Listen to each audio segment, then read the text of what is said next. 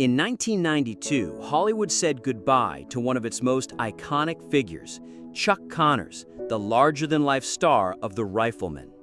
But what the world didn't know then was that Connors' story was far more dramatic, filled with secrets, scandals, and unexpected twists that could rival any Hollywood Western. Behind his rugged cowboy image lay a man who lived a life entangled with Cold War diplomacy, high-profile affairs, and a legacy that continues to surprise fans decades later. Who was Chuck Connors, and what shocking truths did he take with him to the grave? That's what we uncovered today on Hollywood Star News. Born Kevin Joseph Aloysius Connors on April 10, 1921 in Brooklyn, New York, Chuck's journey from a poor immigrant neighborhood to worldwide fame was nothing short of extraordinary.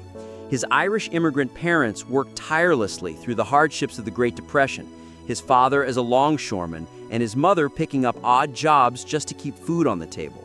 From an early age, Chuck was drawn to sports, spending much of his time at the Bay Ridge Boys Club, where he dreamed of playing for the Brooklyn Dodgers.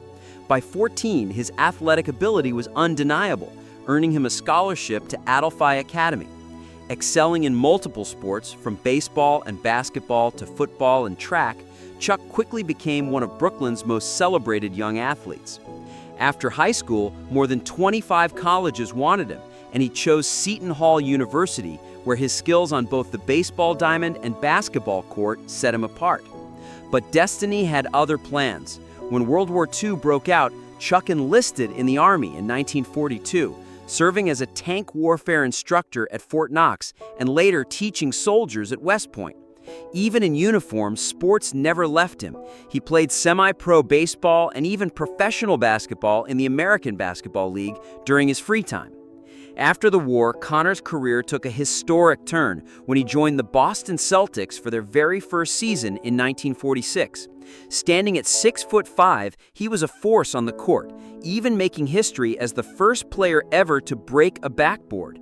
But basketball wasn't where his fate lay. By 1949, he was back chasing his first love, baseball, and soon found himself in the majors, playing for the Brooklyn Dodgers and later the Chicago Cubs. Though his time on the field wasn't legendary, his determination kept him going, even as setbacks piled up. Then came the twist of fate that would change everything. In 1952, while playing for the Los Angeles Angels, Chuck hit a towering home run that caught the eye of MGM casting director Billy Gordon.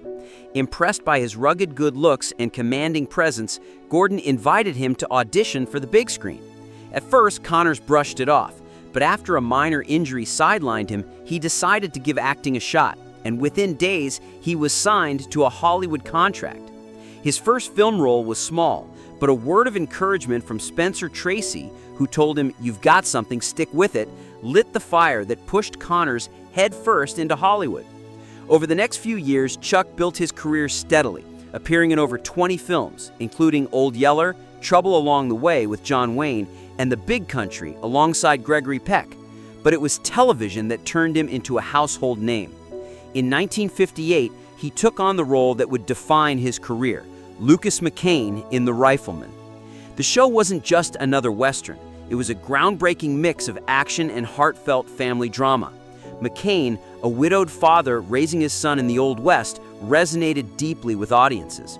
The series premiered to more than 14 million viewers, and Connors' signature rifle-spinning move became iconic. The show ran for 5 successful seasons, making Connors a star across America and even behind the Iron Curtain. That's right, The Rifleman became a massive hit in the Soviet Union during the Cold War, one of the very few American shows allowed on Soviet television. By the 1970s, more than 250 million Soviets were watching, including Soviet leader Leonid Brezhnev, who became such a fan that he personally invited Connors to Moscow. Incredibly, Chuck spent 2 weeks in the USSR, meeting citizens, filming a documentary called Peace and Friendship, and even engaging in a playful gun contest with Brezhnev. At the height of Cold War tensions, an American TV cowboy was being celebrated as a hero in the Kremlin, a bizarre twist in Connors' life that still amazes historians today. Yet while Connors thrived professionally, his personal life was stormy. Married 3 times, his relationships were plagued by rumors of infidelity, scandal, and heartbreak. His first marriage to Elizabeth Jane Riddell produced 4 sons, but after the Rifleman took off, distance and alleged affairs destroyed the union. His second marriage to Kamala Devi broke barriers in Hollywood, but ended in divorce after 9 years. And his third marriage to Faith Quabius was his most controversial. He was 33 years her senior, and she later accused him of abuse, claims he always denied. Whispers of affairs haunted him throughout his career, with actresses publicly admitting his charm but privately avoiding him because of his reputation. Beyond acting, Connors made headlines for his outspoken politics. Like much of Hollywood, he openly supported the Vietnam War and conservative figures like Barry Goldwater. His views clashed with many of his co-stars, but Connors refused to back down, famously saying, "I'd rather lose a job than give up my principles." Despite the controversy, he remained deeply respected by many for sticking to his convictions, even visiting U.S. troops in Vietnam multiple times. As the years went on, Connors explored new roles, including a chilling performance as a cruel plantation owner in the groundbreaking miniseries Roots, which earned him an Emmy nomination.